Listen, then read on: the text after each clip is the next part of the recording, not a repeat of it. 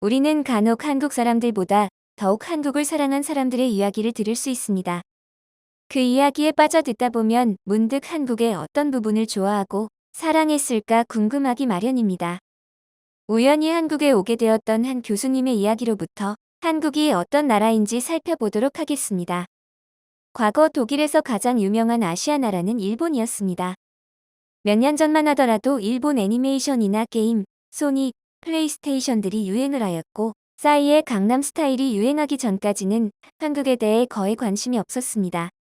하지만 몇 년 사이 트렌드는 바뀌게 되었는데요. 독일뿐만 아니라 전 세계적으로 한국의 케이팝은 물론이며 넷플릭스의 한국 드라마가 대박이 나고 세계를 휩쓸고 있기 때문이죠. 실제로 세계 최대 스트리밍 엔터테인먼트 서비스인 넷플릭스가 스튜디오 드래곤과 콘텐트리라는 한국 드라마 제작사와 장기적인 계약을 체결할 정도입니다. 이처럼 수많은 문화 콘텐츠들로 인해 한국에 대한 관심이 생기고 한국어와 한국학에 대한 관심도 늘어나고 있죠. 불과 얼마 전만 하더라도 한국학 공부는 비웃음을 샀습니다. 당연히 일본과 한국 사이에 얽혀있는 역사에도 관심을 갖는 사람도 없었으며 해외에서 한국은 역사와 문화가 없는 나라로 여겨지기도 했습니다. 하지만 지금의 한류 열풍은 말로 표현할 수 없을 정도이며 전 세계적으로 한국을 알리는데 일조하고 있습니다. 그런데 한류 열풍이 일어나기 오래전부터 한국에 관심을 오랫동안 홍보를 하고 있는 독일 사람이 있다고 하는데요. 바로 베르너 사세 교수님입니다. 독일 헤센주 최대의 도시 프랑크푸르트 출신인 그가 우리나라를 처음 접하게 된 것은 1966년 전남 나주의 호남비료 공장 개발 원조 사업에 참여하였을 때입니다.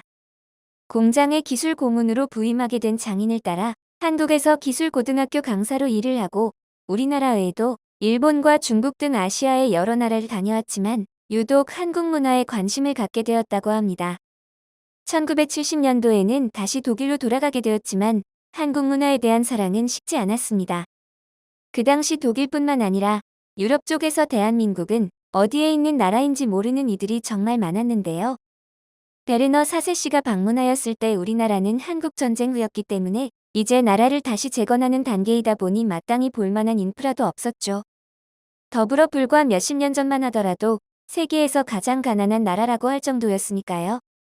그러나 베르너 사세 씨는 본인의 나라로 돌아간 뒤 독일 보흠대학 일본학과를 다니며 중국 문화와 한국학까지 동시에 공부를 했습니다.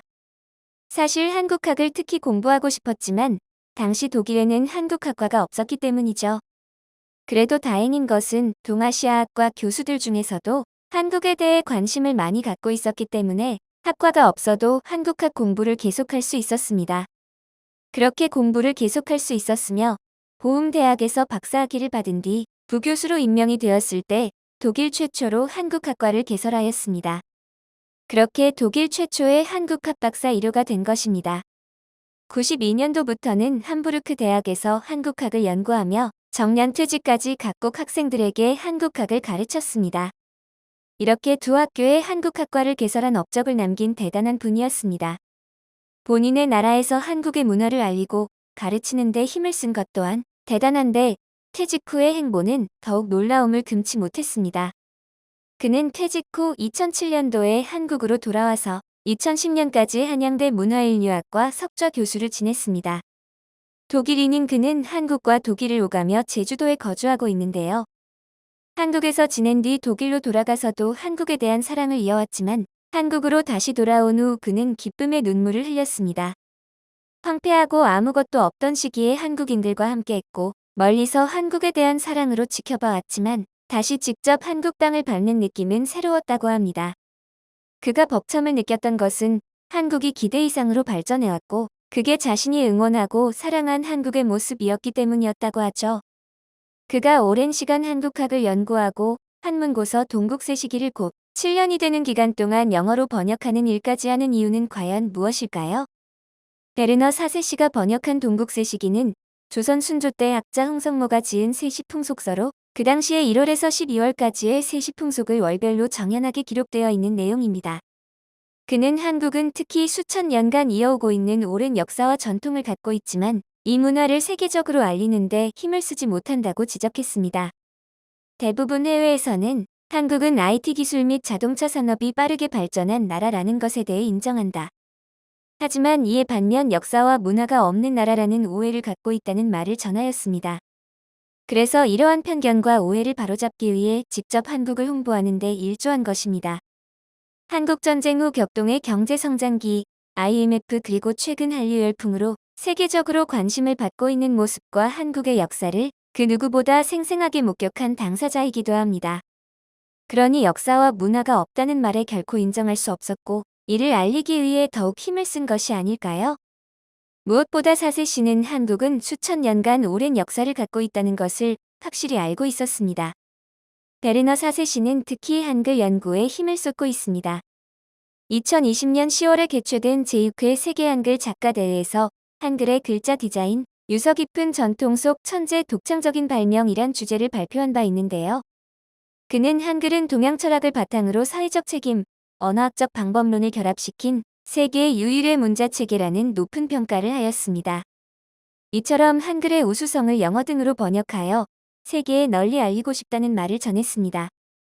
이처럼 한국을 사랑한 사세 씨는 한 인터뷰에서 전생에 한국 사람이었는데 현생에 독일로 유배된 것 같다라고 말하기까지 할 정도였죠. 독일에서도 몸은 독일에 있으면서도 마음은 항상 한국에 있었다. 매일 아침 한국 신문을 꼬박 챙겨볼 정도로 그 누구보다 관심과 열정이 남달랐을 뿐만 아니라 이제는 경이로울 정도입니다.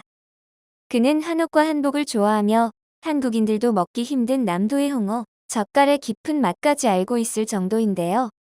한국 문화의 대표적 요소로는 한옥과 정자, 한복, 김치 등을 손꼽았습니다. 더불어 유교, 무당, 불교 전통시가 등을 한국 문화의 속살로 분류하였으며 한국학연구회 수묵화 작가로도 활동을 하고 있습니다.